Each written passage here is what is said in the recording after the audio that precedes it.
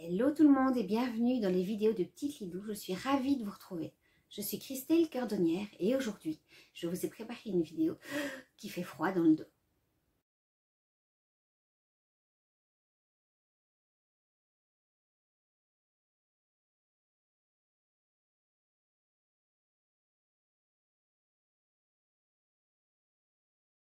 Alors, comment vous êtes-vous senti à la vue des quelques images qui viennent de défiler sur votre écran?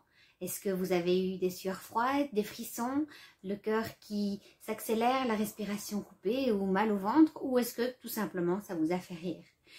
L'émotion que vous avez ressentie en regardant ces images est très certainement associée à la peur. Il y a des personnes qui adorent avoir peur, c'est des gens qui adorent se faire peur, qui vont dans des attractions de ouf, dans les parcs d'attractions, qui vont prendre du plaisir à regarder des films d'horreur, à faire peur à leurs potes. C'est des gens qui ont associé la joie à la peur. La joie en tout cas de pouvoir dépasser cette peur et de pouvoir aller au-delà. Et là alors on se sent fier, on sent qu'on a une certaine maîtrise sur la peur. Et puis il y a tout un tas de personnes qui elles détestent se faire peur, moi j'en fais partie.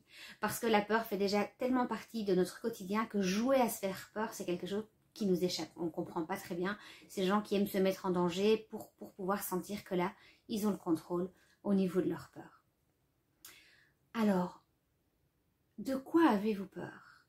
Avez-vous peur de certaines personnes, réelles ou imaginaires, de certains animaux que vous avez déjà rencontrés ou pas, de certaines situations? Peut-être que vous ne savez pas de quoi vous avez peur, peut-être l'avez-vous prise chez quelqu'un d'autre, ou peut-être tout simplement n'avez-vous pas pris le temps d'aller voir ce que Monsieur Peur a à vous dire là à l'intérieur de vous. Alors pour rappel, la peur, elle est là pour nous protéger, elle est là pour nous éviter de nous mettre en danger. Les peurs sont souvent associées au passé ou au futur. On n'a pas envie de revivre une situation qu'on a déjà vécue, dans laquelle on a eu peur, ou alors nos pensées nous emmènent vers le futur. On a peur de choses qui, la plupart du temps, n'arriveront jamais. Mais quand on pense à ça, on a vraiment la sensation de peur à l'intérieur de soi. Donc une des premières clés, c'est de pouvoir rester dans l'instant présent et ne pas laisser nos pensées nous emmener dans le passé ou dans le futur. Il faut savoir aussi qu'il n'y a que, alors ça dépend des théories, entre 6 à 8% de vraies peurs, c'est-à-dire des vraies peurs où votre corps est vraiment en danger, où vous risquez vraiment de mourir ou d'être vraiment blessé très gravement. Donc toutes les autres peurs, c'est les peurs du mental, donc surveillez vos pensées, si vos pensées vous emmènent dans le passé ou dans le futur, ramenez-les dans l'instant présent. Ça c'est déjà une des premières clés pour éviter que la peur ne prenne toute la place à l'intérieur de vous. Alors, par rapport à la peur, on peut avoir 3 réactions possibles. On peut avoir la fuite, l'attaque ou la sidération. La sidération, c'est quand on se sent paralysé par la peur et que on n'ose même plus bouger. On ne sait pas ce qui va se passer. On est là dans un état d'hypervigilance intense. On est comme paralysé par la peur. C'est pas vous qui allez décider la réaction que vous allez avoir par rapport à la peur. Pour expliquer ça, j'ai une petite anecdote. Il y a quelques années, j'ai failli me faire écraser par une voiture.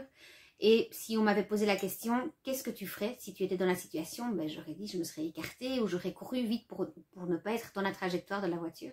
Et ce jour-là, ce qui s'est passé, c'est que je me suis complètement paralysée. Heureusement, la voiture n'allait pas très vite. Et puis, j'ai des copines bienveillantes et bien attentionnées qui ont arrêté la voiture. Mais je me suis retrouvée complètement paralysée. Donc, voilà, je ne savais pas que j'aurais pu avoir ce genre de réaction.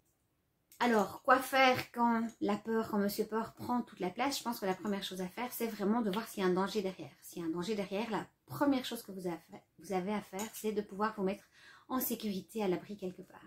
Si, à côté de ça, ce sont des peurs qui ne sont pas des vraies peurs, donc c'est-à-dire que c'est des peurs de l'esprit, mais il n'y a pas de réel danger de mourir, comme par exemple présenter un exposé devant la classe ou devoir réciter un petit texte devant la classe ou faire quelque chose qu'on n'a jamais fait parce que la peur elle est souvent liée à l'inconnu. Comme on ne sait pas très bien ce que c'est, eh bien, Monsieur Peur il va nous mettre en garde et va nous demander de bien tout analyser pour voir s'il n'y a pas un danger là derrière.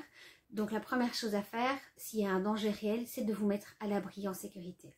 Si après ce sont des peurs de l'esprit, à ce moment-là, prenez peut-être un petit moment avec votre Monsieur Peur et allez voir son message. On l'a vu dans la vidéo précédente, une émotion, elle est là pour pouvoir nous transmettre un message de notre corps. Donc prenez un peu de temps en silence avec vous-même et allez donner un peu la parole à Monsieur Peur. Pourquoi est-ce que ce Monsieur Peur est arrivé à ce moment-là? Pourquoi il est si grand? Est-ce qu'il a peut-être besoin de quelque chose? Est-ce que c'est peut-être à nous de le rassurer en disant bah, écoute, maintenant Moi, j'ai grandi et je sais que, par exemple, je ne dois plus mettre mon doigt sur la flamme d'une bougie, donc je ne dois plus avoir peur à chaque fois que je vois une bougie. J'ai intégré l'information. Donc voilà, vraiment les 3 étapes. Écoutez Monsieur Peur, écoutez son message, voyez ce que vous pouvez faire pour lui, voyez de quoi votre corps a besoin à ce moment-là et rassurez Monsieur Peur si c'est juste une peur de l'esprit et que vous, aujourd'hui, vous êtes assez grand pour pouvoir gérer ça tout seul. N'oubliez pas de remercier votre Monsieur Peur, c'est un signal qui vient vous dire que votre corps a un stress à ce moment-là. C'est un message, prenez la peine d'aller l'écouter.